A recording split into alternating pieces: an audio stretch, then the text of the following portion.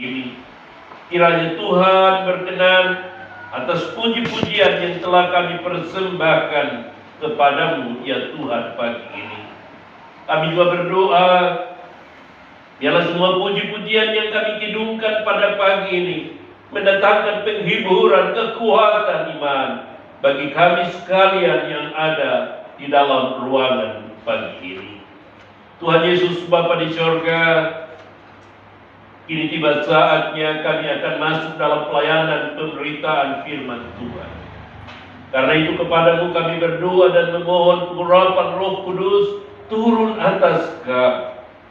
Kiranya Roh Kudus yang memampukan kami dan menerangi hati dan pikiran-pikiran kami, supaya ketika pelayanan firman Tuhan terus dijalankan, biarlah firman-Mu yang kami akan dengar, kami dapat mengerti dan memahami, serta oleh kekuatan Roh Kudus kami dimampukan oleh Tuhan untuk dapat melakukannya dalam hidup kami hari lepas hari. Bapak, Ibu, saudara-saudaraku yang telah meninggalkan kesibukan mereka pagi ini dan ada dalam persekutuan dengan Tuhan, kiranya Tuhan menghibur, menguatkan, serta Tuhan memberkati, sehingga semua kami yang ada di dalam ruang ibadah ini akan kembali membawa sukacita, damai sejahtera, dan berkat daripadamu, ya Tuhan Yesus Bapa di sorga. Berfirmanlah bagi kami, ya Tuhan, karena kami semua telah siap untuk mendengarkan firman-Mu. Di dalam nama Yesus Kristus, firman yang hidup, kami berdoa dan bersyukur kepada Bapa di dalam surga. Haleluya, haleluya Yesus. Amin. Bapak, Ibu, dan saudara-saudaraku sekalian yang dikasihi dan diberkati Tuhan, selamat pagi, salam. Puji syukur kepada Tuhan. Yang pertama kita bersyukur dan terima kasih kepada Tuhan karena kita masih ada sampai pada pagi ini. Dan bila kita ada pagi ini, semua karena anugerah Tuhan. Kedua, kita bersyukur kepada Tuhan karena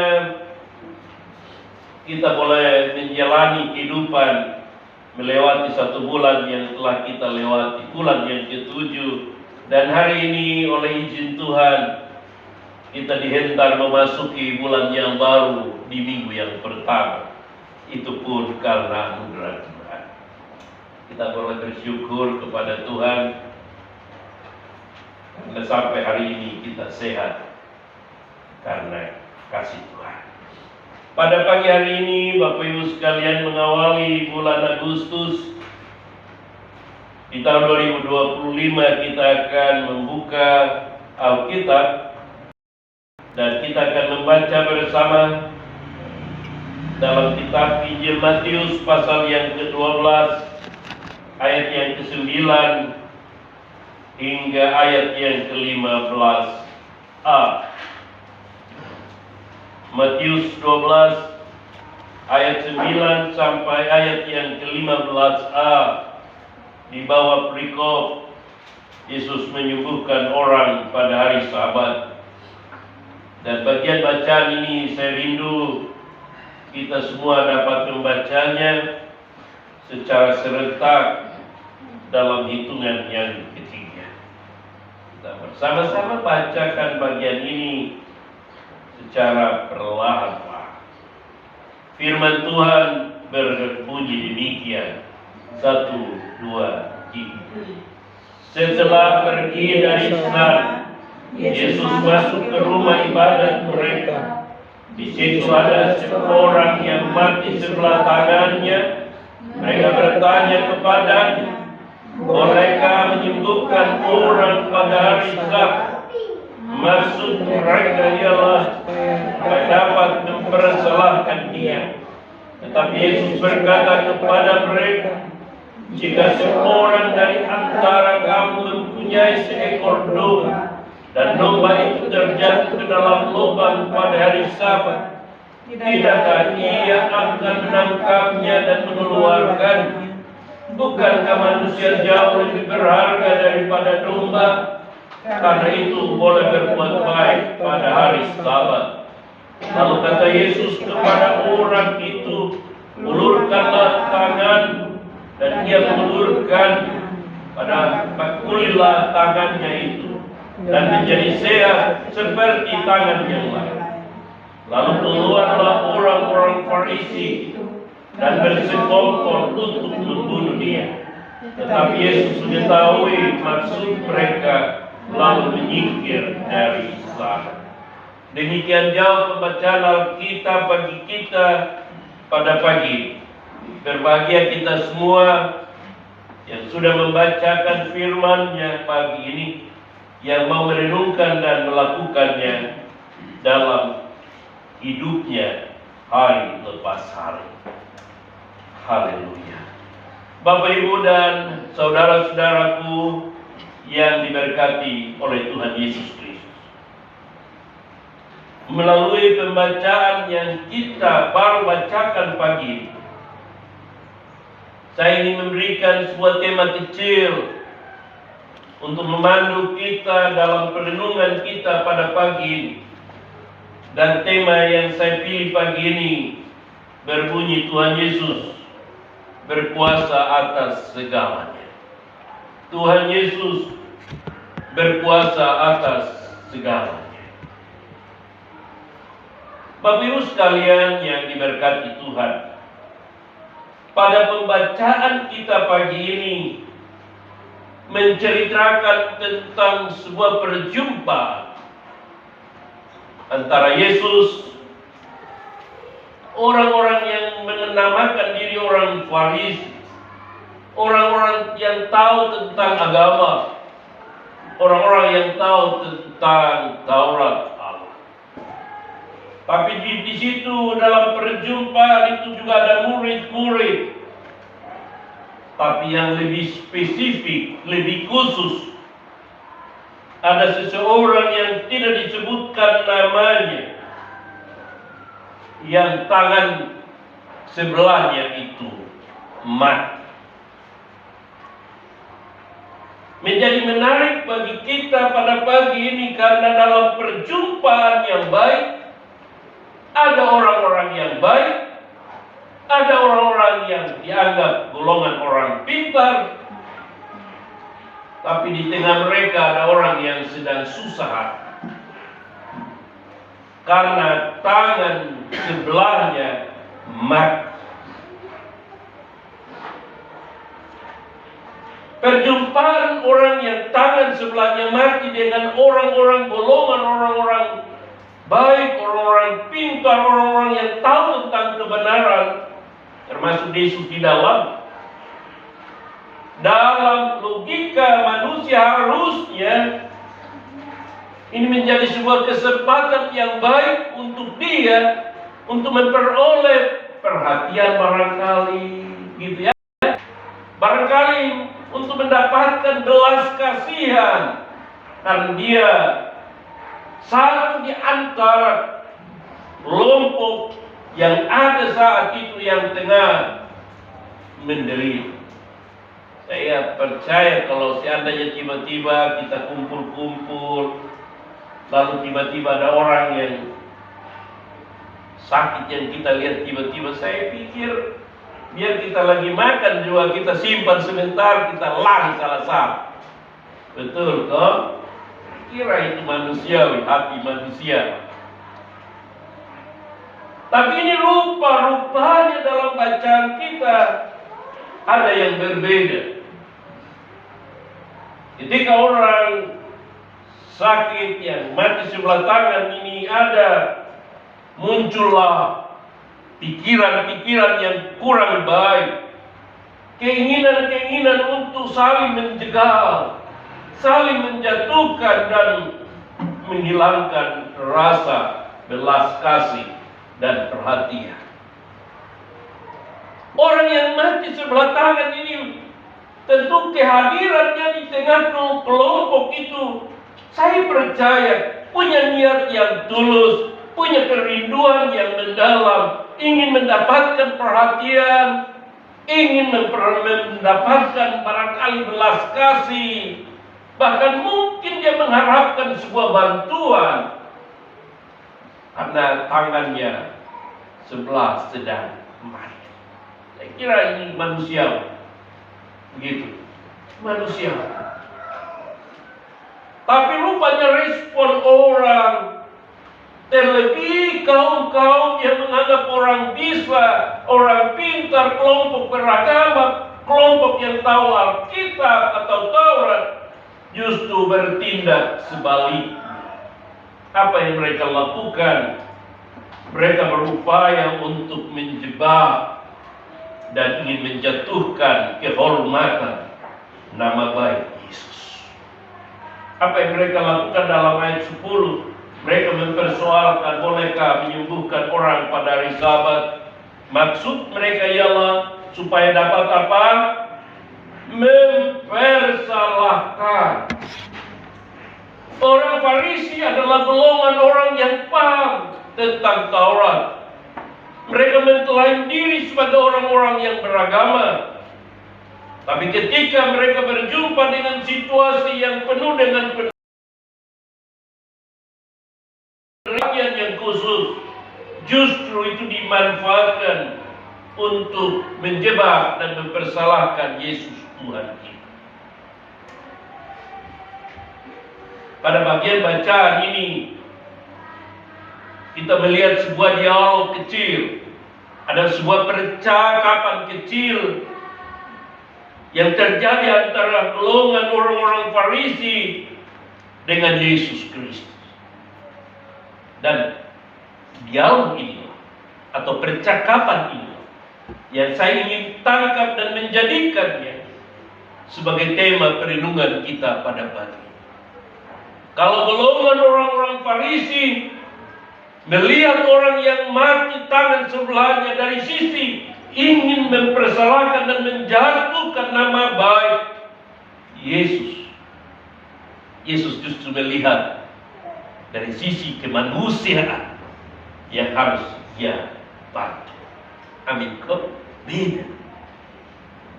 Orang melihat dari sisi Sabat, dan Sabat akan menjadi alat untuk menyalahkan Yesus.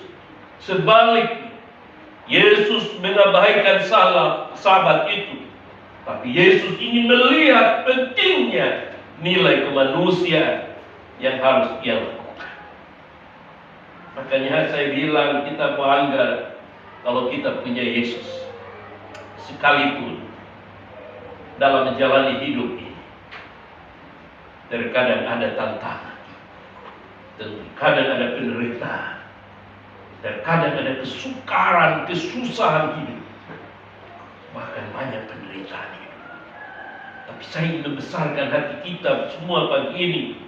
Apapun yang Tuhan izinkan dan itu terjadi dalam hari hidup kita, imani, yakini, dan percaya dengan sungguh bahwa saya dan Bapak Ibu Saudara sebagai orang-orang yang beriman tetap bernilai dan berharga di matanya Tuhan. Amin. Kok berharga sekalipun kondisi kita orang bilang penuh dengan kesusahan. Yesus untuk mengcounter pemikiran orang-orang Farisi. Inilah yang menjadi perikop, menjadi topik pembahasan kita pagi. Yesus tidak menghendaki orang yang tangan sebelahnya mati dibiarkan ada di situ tanpa kepedulian, tanpa belas kasihan, hanya karena hari Sabat. Artinya Yesus tidak, bukan berarti apa ini? Bukan mengabaikan adanya hari Sabat. Yesus menghargai pemikiran untuk menempatkan Sabat menjadi prioritas dalam hidup mereka bagi orang Farisi. Tapi bukan berarti hari Sabat mengabaikan nilai dan harga dari manusia. Ini beda. Dan ini saya ingin sampaikan, bicara soal Sabat ini kalau dipahami ya seperti hari Minggu lah, begitu ya, dalam perjanjian baru. Tapi hari Sabat yang sekarang ini masih dipakai sampai sekarang itu adalah gereja Advent, masih hari yang ke-7. Sabtu. Dan mereka Sabatnya hari Sabtu, ibadahnya hari Sabtu. Bagi orang Advent, mulai Jumat mereka sudah tidak beraktivitas. Kalaupun beraktivitas, lebih banyak yang seperti mempersiapkan makan minum, supaya besok hari Sabat, Sabtu, mereka total hanya mau beribadah, berdoa, dan tidak melakukan kegiatan-kegiatan fisik.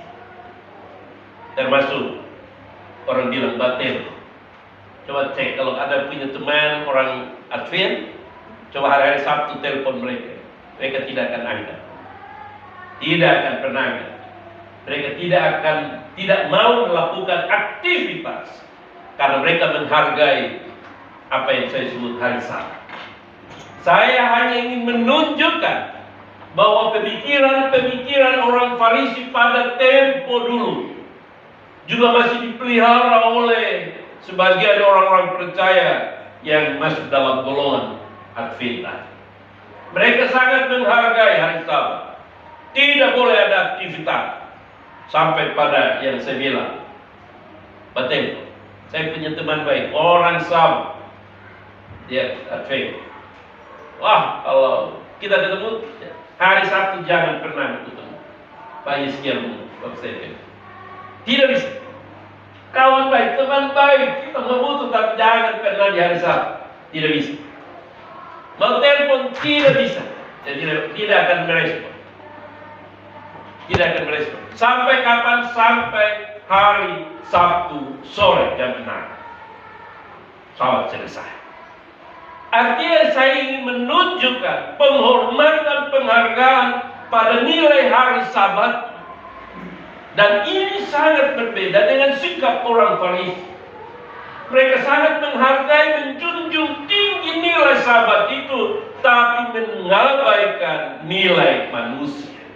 Ini yang oleh Yesus ingin mengcounter mereka, bahwa hari Sabat memang penting, harus dihargai, dihormati, tapi hendaknya nilai dan harga manusia ditempatkan di atas hari Sabat. Makanya saya bilang, Yesus ini Tuhan yang hebat, Tuhan yang kuasanya luar biasa, mengatasi semua keadaan, termasuk Tuhan yang berdaulat atas hari Sabat. Dia berkuasa atas hari Sabat dan semua keadaan. Tapi saya memilih kata segala. Yesus berkuasa atas segala-galanya dalam hidup. Hari Sabat itu penting, hari Minggu itu penting, kita layak beribadah. Tapi bukan berarti mengabaikan nilai-nilai kebaikan. Amin toh? Ya, jangan hanya karena hari Minggu lihat orang mau mati juga sudah kasih hati, juga salah juga. Iya toh. Apalagi saya lihat di beberapa kejadian, hanya karena kecelakaan, ada banyak orang yang bilang, biar jangan pegang, jangan, nanti kita dibawa ke polisi.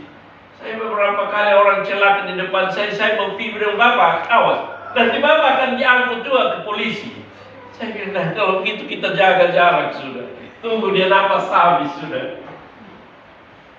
Saya kadang-kadang berpikir janganlah. Bahwa kalau karena kecelakaan, ya karena kecelakaan sendiri, bukan karena pengaruh, ya karena alkohol, bantu dia, selamatkan dia. Amin kok. Jangan sampai dia napas habis. Saya ke Bapak mertua soal marhum, dia bilang, napas itu hanya satu. Jadi kalau bisa bantu sebelum napas itu habis. Jadi jangan biarkanlah begitu. Jadi seringkali hanya karena pertimbangan tertentu, lalu kita bilang biar dulu di situ. Bulan lalu saya ke rumah sakit umum mendoakan orang. Ini orang di rumah itu sudah napas satu-satu. Saya lihat sendiri.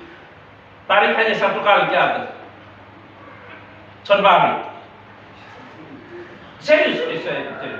Saya kemudian dipanggil pergi berdoa di rumah sakit. Saya pergi tanya di mana? Di ICU. IPC itu. Saya pergi semua, ada sekitar 20 berderet di rumah sakit ICU, di rumah sakit umum. Kalau saya bilang, aduh, ini kenapa tidak carikan ruangan? Masih cari, Pak. Ini sudah 2 jam, masih cari di rumah sakit umum. Masih cari, Pak. Saya pikir, oh ini kalau cari 2 jam, kenapa kalau hanya oh ini ikan lele, oh habis ini, saya pikir oh habis, ini sebentar habis. Kalau hanya tarik 1 kali soal balik, tarik terus ke atas terus, tarik ke atas terus, saya mau tanya, kira-kira dia mau bertahan lama? Ikan lele juga dia mati sudah, pasti. Jadi saya bilang soalnya, cari upaya. Saya tanya karena apa? Saya pakai apa mau datang berobat BPJS? Kalau sudah bicara BPJS, ruangan di rumah sakit umum yang berapa puluh hektar akan penuh semua. Maka harus berobat caranya. Bayar pribadi dulu.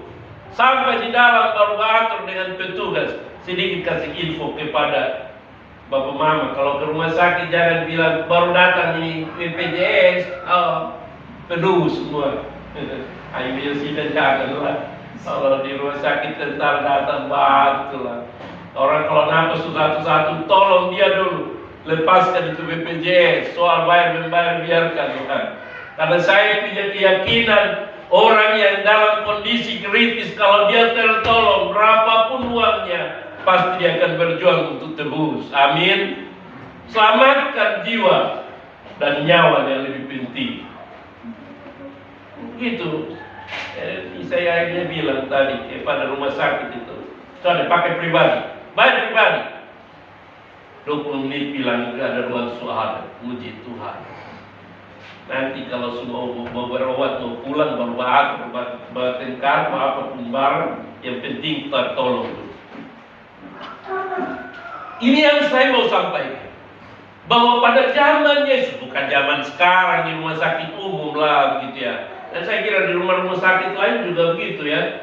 Ada seringkali ya kalau pakai BPJS juga karena dong tahu akan gratis maka dong tunggu dulu kenapa sampai di sini. Tinggal sepotong anak baru dong lari salah-salah. Susah di Indonesia dan susahnya pada zaman itu. Dan ini saya mau bilang, jangan pernah kaget dengan situasi kalau temukan zaman Yesus pada zaman dahulu kala pun seperti itu. Orang sedang sakit parah, tangan sebelahnya mati. Begitu berjumpa dengan orang-orang yang terhormat, justru mereka melihat itu bukan sebuah persoalan yang harus diperhatikan. Bukan sebuah keadaan yang harus ditolong, bukan. Mereka melihatnya sebagai kesempatan untuk menjebak dan menjatuhkan nama baik dan kehormatan nama Yesus. Karena itu mereka pancing untuk diskusi.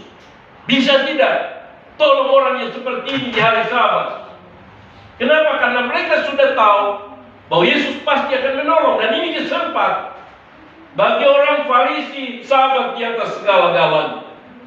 Dan orang yang biar mau mati pun biar dia mati di sini. Jadi seringkali kita taat kepada aturan-aturan yang formal, tapi mengabaikan nilai-nilai kemanusiaan. Pada pembacaan ini kita dapat belajar dari Yesus bahwa Yesus Tuhan yang kita percaya, Dia berkuasa atas segalanya dalam hidup kita. Hari Sabat dia hargai, tapi nilai diri manusia kita jauh lebih berharga dari segalanya. Alasan mengapa Yesus berkuasa untuk menolong orang yang sakit sebelah tangan sebelah kanan, tangannya. Yang pertama saya perhatikan pada ayatnya yang ke-20, ayat yang ke-12. Ayat 12 berbunyi demikian. Bukankah manusia jauh lebih berharga daripada domba? Karena itu boleh berbuat baik pada hari Sabat. Yang pertama, alasan mengapa Yesus menyatakan kuasanya untuk menolong orang yang tangan sebelahnya mati, karena menilai manusia itu berharga bagi Yesus. Manusia apa? Berharga bagi Tuhan. Yesus menilai orang ini berharga bagi dia. Sekalipun tangan sebelahnya mati, tapi dia tetap berharga bagi Tuhan. Dan ini saya mengimani. Allah dalam penciptaannya, dalam kitab Kejadian, ada sebuah ayat dan pernyataan itu yang meyakinkan buat saya bahwa Tuhan itu menghargai nilai manusia. Alkitab bilang begini, Allah menjadikan manusia itu menurut gambar dan rupa Allah. Tuhan menjadikan manusia gambar dan serupa dengan Allah.